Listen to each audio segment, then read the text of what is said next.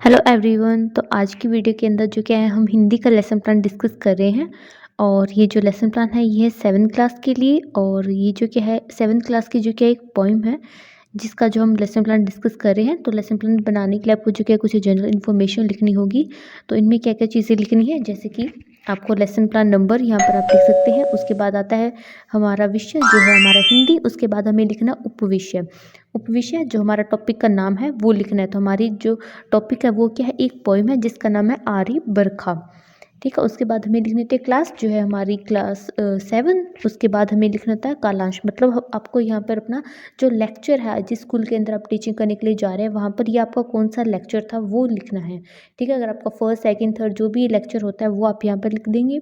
उसके बाद आपको लिखना था टाइम, कि आपका जो एक लेक्चर था वो कितने टाइम का था। ठीक है। अगर वो 30 मिनट का था तो आप 30 मिनट लिख देंगे, 35 मिनट का था तो आप 35 मिनट लिख देंगे।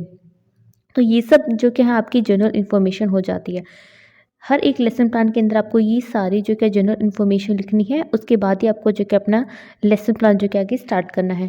उसके बाद जो क्या आपको लिखनी होती है सामान्य सामग्री। सामान्य सामग्री के अंदर आपकी क्लास में जो भी मटेरियल है जैसे कि चौक है, डस्टर है, ब्लैक बोर्ड है, तो ये सब आप यहाँ पर लिख देंगे।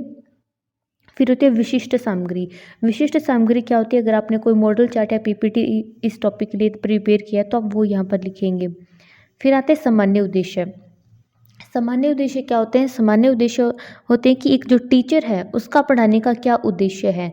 ठीक है। एक जो टीचर है वो स्टूडेंट को क्या चीज़ सिखाना चाह रहा है, वो क्या हो जाएंगे, उसके सामान्य उद्देश्य हो जाएंगे। जैसे कि फर्स्ट है विद्यार्थी को कविता का रसास्वादन करना सिखाना। सेकंड है विद्यार्थी में कल्पना शक्ति का विकास करना। थर्ड है विद्यार्थी में उचित गति, लय, ताल और भाव का वाचन सिखाना। फोर्थ है विद्यार्थी को इस योग्य बनाना कि वे मनोयोग से सुनकर अर्थ व भाव को ग्रहण कर सके। उसके बाद है विद्यार्थियों में आत्मविश्वास, उत्साह, आनंद और सहानुभूति के गुणों का विकास करना। तो ये क्या हो जाएंगे, उसके सामान्य उद्देश्य हो जाएंगे।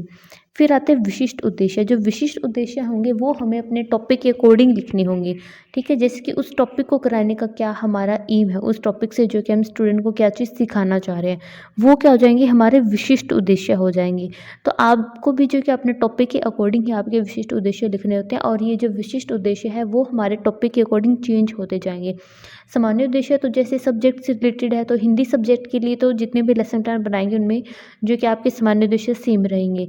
लेकिन विशिष्ट उद्देश्य टॉपिक के अकॉर्डिंग होते हैं। तो जैसे ही आप नेक्स्ट टॉपिक के ऊपर लेसन प्लान बनाएंगे अपना, तो आपके जो विशिष्ट उद्देश्य भी आपको चेंज हो जाएंगे और फिर उसी टॉपिक के अकॉर्डिंग आपको अपने विशिष्ट उद्देश्य लिखने होंगे।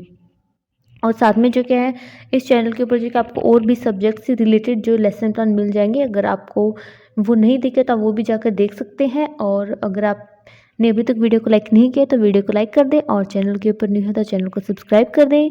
साथ में आपको ये लेसन प्लान हेल्पफुल लगा या नहीं कमेंट करके बता सकते हैं, और इसको अदर स्टूडेंट के साथ शेयर कर दें। फिर आते हैं व्यवहारिक उद्देश्य।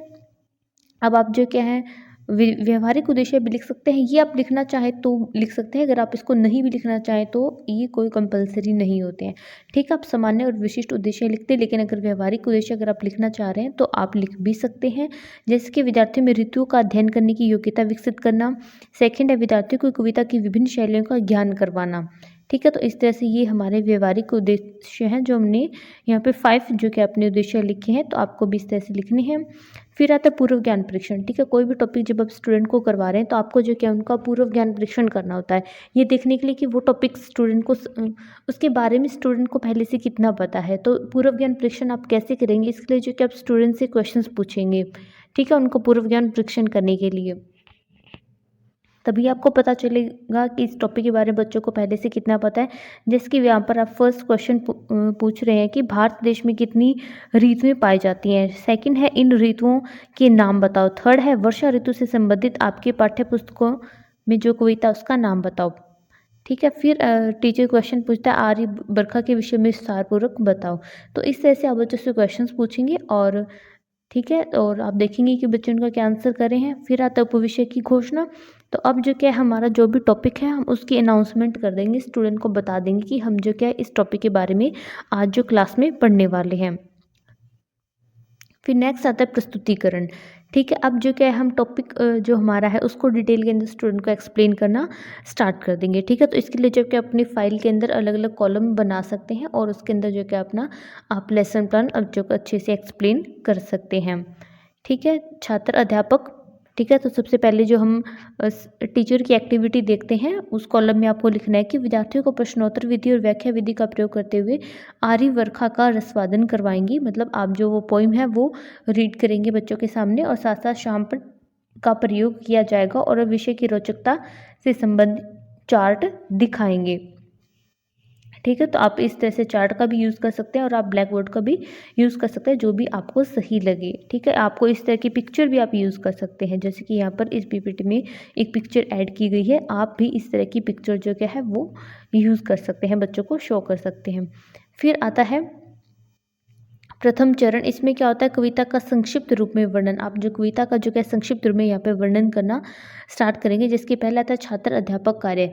तो यहाँ पर ये क्या होता है, टीचर का कार्य। यहाँ पर टीचर का क्या कार्य होता है, कविता का संक्षिप्त रूप से परिचय देगी। वह आर्यवर्खा नामक कविता डॉक्टर राकेश कुमार बब्बर द्वारा रचित वर्षा न होने के कारण पड़ रही धरती पर प्रभाव के कारण इस जटिल समस्या पर ध्यान दृष्टिगोचर किया है। इसमें कवि कहता है कि वर्षा तुम आओ और इस तपती धरती पर अपने ठंडे जल की बूंदें बरसाओ। ठीक है, तो ये टीचर जो क्या पहले उस पोएम के बारे में कुछ एक्सप्लेन करता है बच्चों को। फिर आता है दूसरा चरण। इसके अंदर क्या करता है, छात्र अध्यापक द्वारा प्रथम आदर्श वाचन, छात्रों की पाठ्य पुस्तकें बंद करवाकर छात्र अध्यापिका कार्य।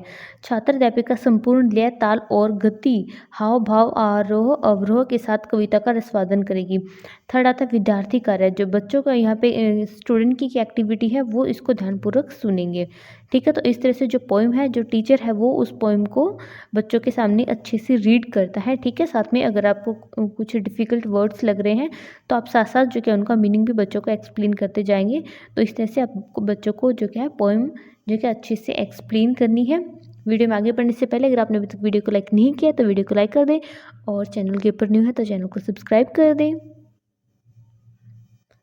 और साथ में जो कि आपको इस तरह से पोएम जो है बच्चों को अच्छे से एक्सप्लेन करनी है। ठीक है, जब आप उनको हिंदी टीच करने के लिए जा रहे हैं तो आपको देखना है कि बच्चे जो कि हैं उस चीज़ को अच्छे से समझ पा रहे हैं या फिर नहीं समझ पा रहे हैं। फिर आता है तीसरा चरण, कठिन शब्दों के ये शब्दार्थ। अब जैसे ये कुछ डिफ़िकल्ट वर्ड्स शब्द होंगे आपके पोएम के अंदर, तो आप उनका मीनिंग बच्चों को बताएंगे। हो सकता है उनका मीनिंग उन्हें नहीं पता है। उसके बाद आते हैं शामपट्ट कार्य। ठीक है, अब आप ब्लैक बोर्ड के ऊपर भी जो क्या है कुछ इंपॉर्टेंट आपके जो भी पॉइंट्स होंगे वो सारे आप ब्लैक बोर्ड के ऊपर लिख सकते हैं। फिर आता है कठिन शब्दों के। ठीक है, तो जैसे कि वृक्ष का मीनिंग हो गया पेड़। ठीक है, कृषक का मीनिंग हो गया किसान। शीतल का मीनिंग हो गया ठंडा। ठीक है, सागर का मतलब सिंधु। वर्ग का मतलब वर्षा और धरा का मतलब धरती। ठीक है, तो ये कुछ डिफिकल्ट वर्ड थे जिनका मीनिंग आप स्टूडेंट को बता देंगे। फिर विद्यार्थी कार्य मतलब आप स्टूडेंट को जो क्या होमवर्क दे देंगे। तो इस तरह से जो कि आप अपना लेसन प्लान ईजिली बना सकते हैं। और आपको कोई डाउट है तो आप कमेंट करके पूछ सकते हैं। और वीडियो हेल्पफुल लगी है तो इसको लाइक कर दें, चैनल को सब्सक्राइब कर दें, साथ में आप इसे अदर स्टूडेंट के साथ शेयर कर दें।